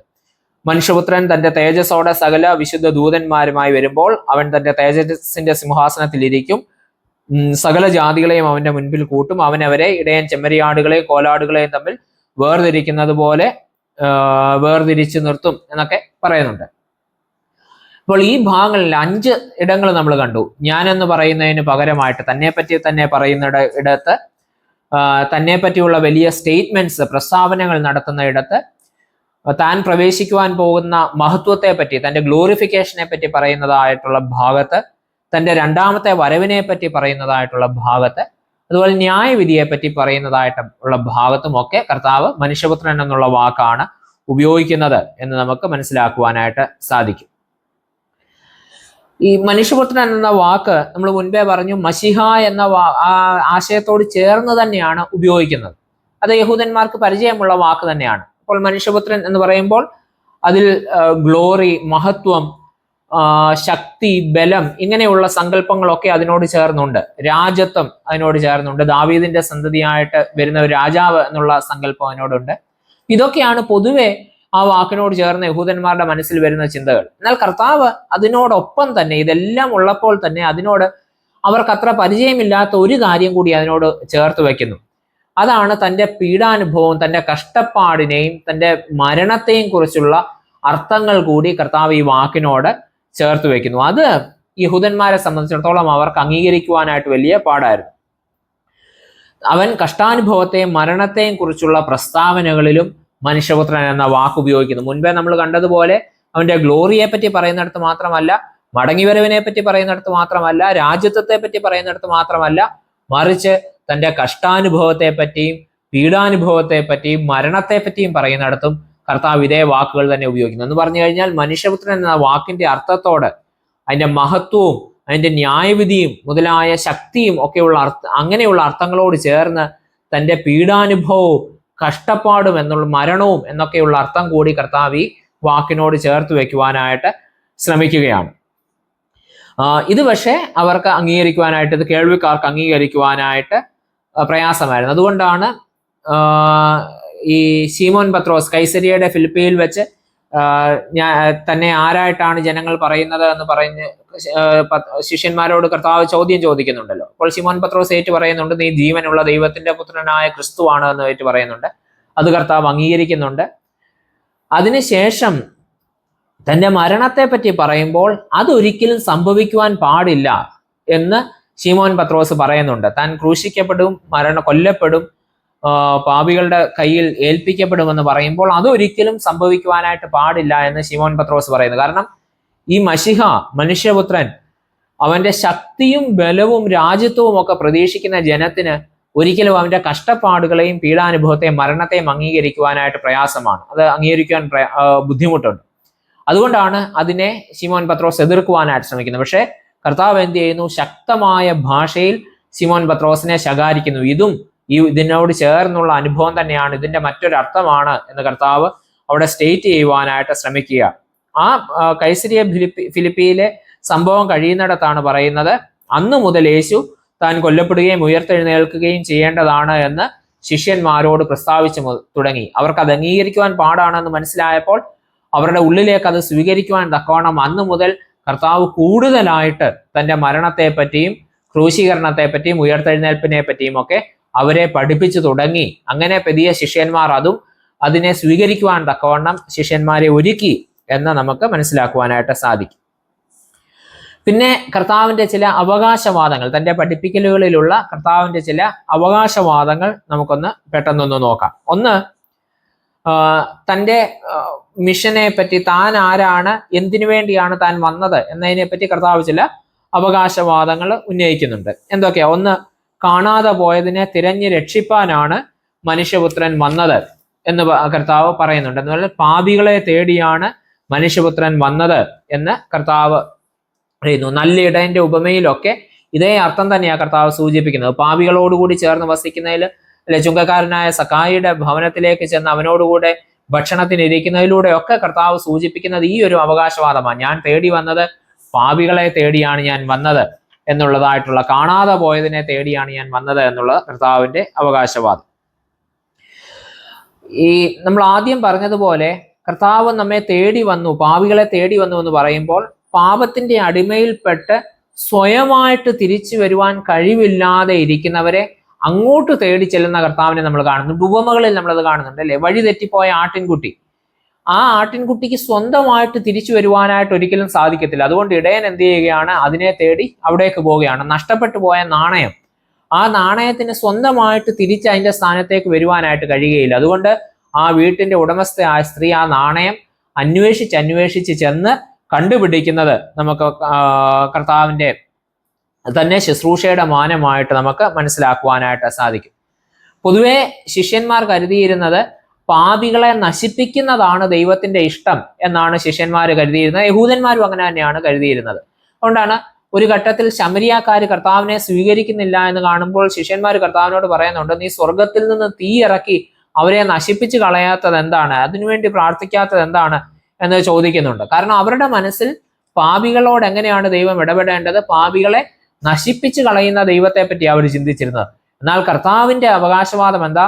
താൻ പാപികളെ നശിപ്പിക്കുവാനല്ല, അവരെ രക്ഷിക്കുവാനായിട്ടാണ് മടങ്ങി വന്നത് എന്നുള്ള കർത്താവിന്റെ അവകാശവാദം. മറ്റൊരു കർത്താവിന്റെ അവകാശവാദമാണ് പാപങ്ങളുടെ മോചനം. താൻ പാപമോചനം നൽകുന്നു, പാപങ്ങളെ മോചിക്കുവാൻ തനിക്ക് അധികാരമുണ്ട് എന്നുള്ളതായിട്ടുള്ള അവകാശവാദം. അതും അവനെ കേൾക്കുന്ന ആളുകൾക്ക് അംഗീകരിക്കുവാൻ വലിയ പ്രയാസമായിരുന്നു. കാരണം കർത്താവിനോട് അവർ എതിർക്കുന്നുണ്ട്, ദൈവത്തിന് മാത്രമാണ് പാപം മോചിക്കുവാൻ അധികാരമുള്ളത്, പിന്നെ നീ എങ്ങനെയാണ് പാപം മോചിക്കുന്നത് എന്നവരെ എതിർത്ത് യഹൂദന്മാർ കർത്താവിനോട് ചോദിക്കുന്നത് നമുക്ക് കാണുവാനായിട്ട് സാധിക്കും. എന്നാൽ കർത്താവ് പറയുന്നുണ്ട്, എനിക്ക് മനുഷ്യപുത്രന് ഭൂമിയിൽ പാപങ്ങളെ മോചിക്കുവാൻ അധികാരമുണ്ട്, താൻ ദൈവമാണ്, അതുകൊണ്ട് തനിക്ക് പാപങ്ങളെ മോചിക്കുവാൻ അധികാരമുണ്ട് എന്ന് പറഞ്ഞുകൊണ്ട് പാപത്തെ മോചിക്കുന്ന, പാപമോചനത്തിന്റെ പ്രഖ്യാപനം നൽകുന്ന കർത്താവിനെ നമുക്ക് കാണുവാനായിട്ട് സാധിക്കുന്നുണ്ട്. പക്ഷപാതക്കാരനെ സൗഖ്യമാക്കുന്നിടത്തൊക്കെ അത് നമുക്ക് കാണുവാനായിട്ട് സാധിക്കുന്നുണ്ട്. ഓക്കെ, കർത്താവിന്റെ പഠിപ്പിക്കലുകളിലെ മറ്റൊരു പ്രധാന ഭാഗമാണ് പാപം എന്താണ്, പാപമോചനം എന്താണ്. അത് നമ്മളൊന്ന് മനസ്സിലാക്കേണ്ടത് ആവശ്യമാണ്. പാപം എന്ന് പറയുന്നത് ഒരു യൂണിവേഴ്സൽ റിയാലിറ്റിയാണ്, അതൊരു സാർവത്രികമായ സത്യമാണ്. അത് കർത്താവിന്റെ പഠിപ്പിക്കലുകളിൽ നമുക്ക് കാണുവാനായിട്ട് സാധിക്കും. അത് ഇല്ലാത്ത ഒരു കാര്യമല്ല, അത് സാർവത്രികമായി നിലനിൽക്കുന്നതായ ഒരു സത്യമാണ്, യാഥാർത്ഥ്യമാണ് പാപം എന്നുള്ളത്. കർത്താവ് ഉപയോഗിക്കുന്ന പാപം എന്നുള്ള വാക്കല്ല, മറിച്ച് പാപങ്ങൾ എന്നുള്ള വാക്കാണ്, പ്ലൂറൽ ഫോമാണ് കർത്താവ് ഉപയോഗിക്കുന്നത് എന്നുള്ളത് നമ്മൾ വേദപുസ്തകത്തിൽ കാണുവാനായിട്ട് കഴിയുന്നുണ്ട്. പാപത്തിന്റെ ഒരു ഡെഫിനിഷൻ കൊടുക്കുവാനോ അല്ലെങ്കിൽ പാപം എങ്ങനെയാണ് തുടങ്ങിയത് എന്ന് പറയുവാനോ അതെങ്ങനെയാണ് വളർന്നത് എന്ന് പറയുവാനോ അതിനെ വ്യാഖ്യാനിക്കുവാനോ ഒന്നും കർത്താവ് ശ്രമിക്കുന്നില്ല. മറിച്ച് കർത്താവ് എന്താ ചെയ്യുന്നത്?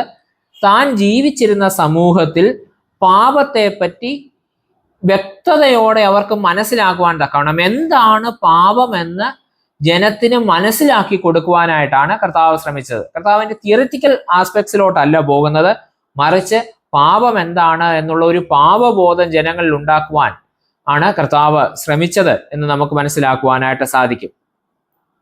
ഇപ്പം പഴയ നിയമത്തിലേക്ക് നമ്മൾ നോക്കുകയാണെങ്കിൽ അവിടെ ഈ പാപത്തിന് പല അർത്ഥങ്ങളുണ്ട്. പാപം എന്ന വാക്കിന് ഹീബ്രു ഭാഷയിൽ ഉപയോഗിക്കുന്ന പദം ഹറ്റ എന്നുള്ളതായ വാക്കാണ്. എന്നാൽ ഗ്രീക്ക് ഭാഷയിൽ ഹമാർട്ടിയ എന്ന് പറയുന്ന വാക്ക് ഉപയോഗിക്കുന്നുണ്ട്. ഇതിന്റെ അർത്ഥം, ഇത് രണ്ടിന്റെ അർത്ഥം ഏകദേശം ഒരുപോലെയാണ്.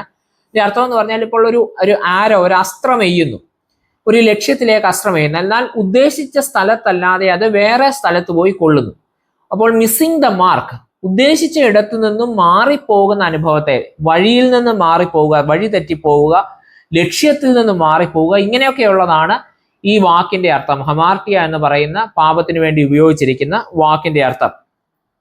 പഴയ നിയമത്തിൽ പലതരത്തിൽ യഹൂദന്മാരെ പാപത്തെ മനസ്സിലാക്കിയിരുന്നത് മേലധികാരത്തോടുള്ള മത്സരം, ഉടമ്പടിയുടെ ലംഘനം, അജ്ഞതയാലോ മനഃപൂർവമല്ലാതെയോ മതാചാരങ്ങളിലോ അനുഷ്ഠാനങ്ങളിലോ ക്രമക്കേട് കാണിക്കുക, അതായത് ആചാരങ്ങൾ തെറ്റിക്കുക, അതുപോലെ തിന്മ, ഭോഷത്വം, അനീതി, അക്രമം, അന്യായം, അധർമ്മം, ഇങ്ങനെയുള്ള പല അർത്ഥങ്ങളും പഴയ നിയമത്തിൽ പാപത്തിന് ഇക്വലന്റ് ആയിട്ട് നമുക്ക് കാണുവാനായിട്ട് സാധിക്കുന്നുണ്ട്. അപ്പോൾ കർത്താവ് എങ്ങനെയാണ് പാപത്തെ സമീപിച്ചത്, അല്ലെങ്കിൽ എങ്ങനെയാണ് പാപത്തെ, ആ ആശയത്തെ കർത്താവ് നമുക്ക് പഠിപ്പിച്ചു തരുവാനായിട്ട് ശ്രമിക്കുന്നത്? കർത്താവിന്റെ ഉപദേശത്തിൽ പാപം എന്താണ്? മനുഷ്യനും തമ്മിലുള്ളതായ ബന്ധവും മനുഷ്യനും ദൈവവും തമ്മിലുള്ളതായ ബന്ധവും ഈ ബന്ധത്തിൽ അകൽച്ചയുണ്ടാക്കുന്നതിനെ എല്ലാം പാപമായിട്ടാണ് കർത്താവ് മനസ്സിലാക്കുന്നത്, പഠിപ്പിക്കുന്നത്. അത് നമ്മളുടെ ഒരു അടിസ്ഥാനപരമായ ഒരു തിയറി ആയിട്ട് നമുക്ക് സ്വീകരിക്കാം. മനുഷ്യർ അന്യോന്യം ഉള്ള ബന്ധത്തിൽ ഉണ്ടാകുന്ന തകർച്ച ഉണ്ടാക്കുന്നതായ പ്രവൃത്തികൾ, കാര്യങ്ങൾ, മനുഷ്യനും ദൈവവും തമ്മിലുള്ള ബന്ധത്തിൽ അകൽച്ച ഉണ്ടാക്കുന്നതായ വസ്തുതകൾ, ഇതിനെയെല്ലാം പാപമായിട്ട് കർത്താവ് പഠിപ്പിച്ചു തരുന്നുണ്ട്. ഒന്ന്, കർത്താവിന്റെ പാപത്തെ പറ്റിയുള്ള പഠിപ്പിക്കലുകളിൽ ശ്രദ്ധേയമായ ഒരു കാര്യം, പാപം പ്രകടമായ ഒരു കൃത്യമല്ല, മറിച്ച് ഹൃദയത്തിന്റെ ഒരു അവസ്ഥയാണ് എന്ന് കർത്താവ് വ്യക്തമാക്കി. ചെയ്യുന്ന പ്രവൃത്തി മാത്രമല്ല പാപം, മറിച്ച് ഹൃദയത്തിന്റെ ഉള്ളിൽ നാം ചിന്തിക്കുന്ന ആ ഒരു അവസ്ഥ തന്നെ, ആ സിറ്റുവേഷൻ തന്നെ പാപമാണ് എന്ന് കർത്താവ് പഠിപ്പിക്കുവാനായിട്ട് ശ്രമിക്കുന്നു. അതുകൊണ്ടാണ് കർത്താവ് പറയുന്നത് കോപിക്കുന്നത് പാപമാണ് എന്ന് കർത്താവ് പഠിപ്പിക്കുന്നുണ്ട്. വ്യഭിചാരം ചെയ്യുന്നത് മാത്രമല്ല, മോഹത്തോടെ സ്ത്രീയെ നോക്കുന്നത് പോലും, ഹൃദയത്തിൽ അങ്ങനെ ചിന്തിക്കുന്നത് പോലും പാപമാണ് എന്ന് കർത്താവ് പഠിപ്പിക്കുന്നുണ്ട്. അപ്പോൾ യഹൂദന്മാർ കരുതുന്നത് ചെയ്യുന്ന ആക്ഷൻ മാത്രമാണ്, ചെയ്യുന്ന പ്രവൃത്തി മാത്രമാണ് പാപം.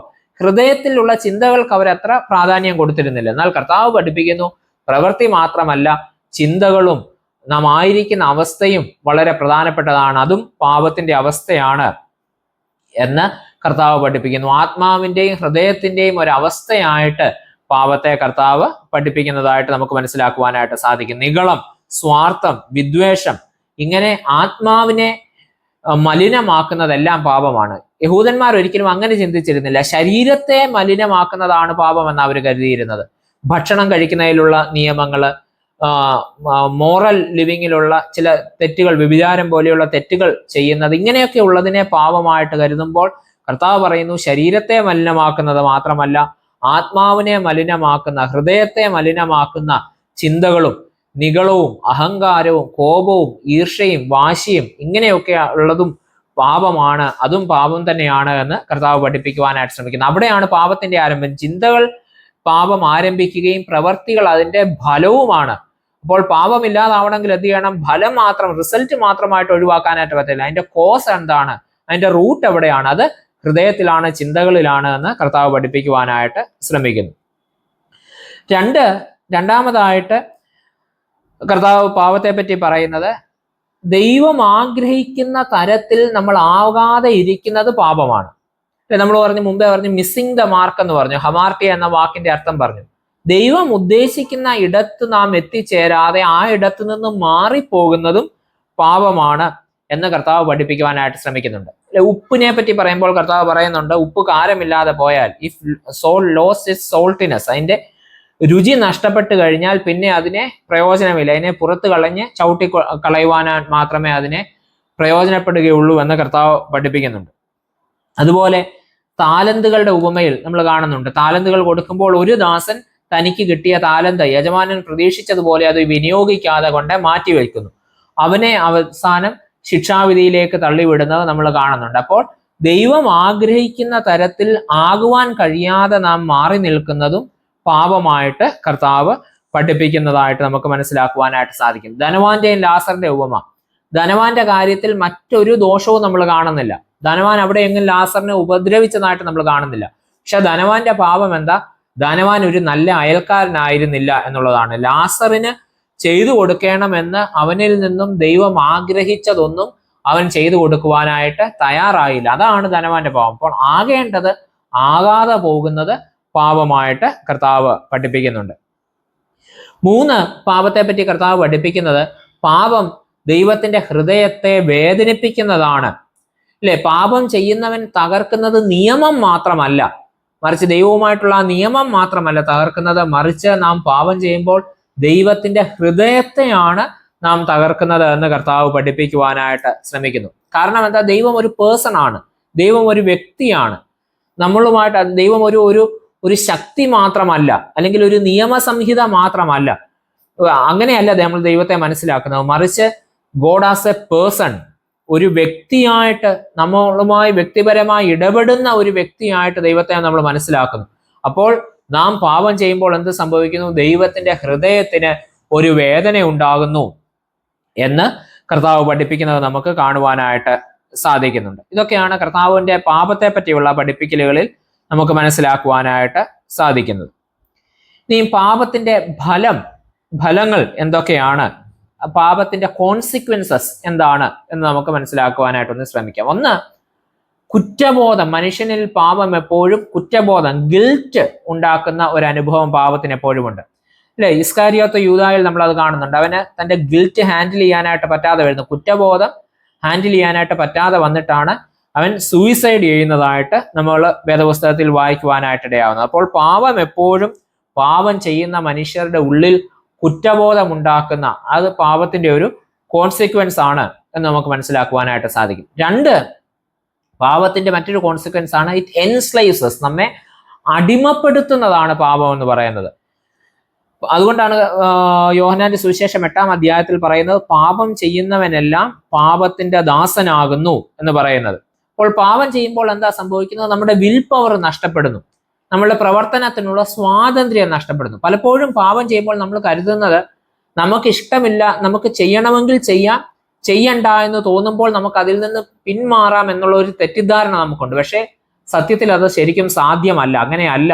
കാരണം പാപം ചെയ്യുമ്പോൾ നമ്മൾ അതിൻ്റെ അടിമത്തത്തിലാവപ്പെട്ടു പോവുകയാണ്. പിന്നെ നമ്മൾ വിചാരിച്ചാലും അതിൽ നിന്ന് മാറാതെ വണ്ണം നമ്മൾ പാപത്തിന് അടിമപ്പെട്ടു പോകുന്നു, നമ്മളുടെ സ്വാതന്ത്ര്യം നഷ്ടപ്പെടുന്നു, നമ്മളുടെ വിൽ പവർ കുറഞ്ഞു വരുന്നു, നമ്മുടെ മനസ്സിന്റെ ശക്തി നഷ്ടപ്പെട്ടു പോവുകയും നമ്മൾ പതിയെ ഒരു പാപത്തിൽ നിന്നും കൂടുതൽ പാപങ്ങളിലേക്ക് വീണു പോകുവാനായിട്ട് ഇടയാകുകയും ചെയ്യുന്നത്. അതാണ് പാപത്തിന്റെ അടിമയാകുന്നു എന്ന് പറയേണ്ട അർത്ഥം.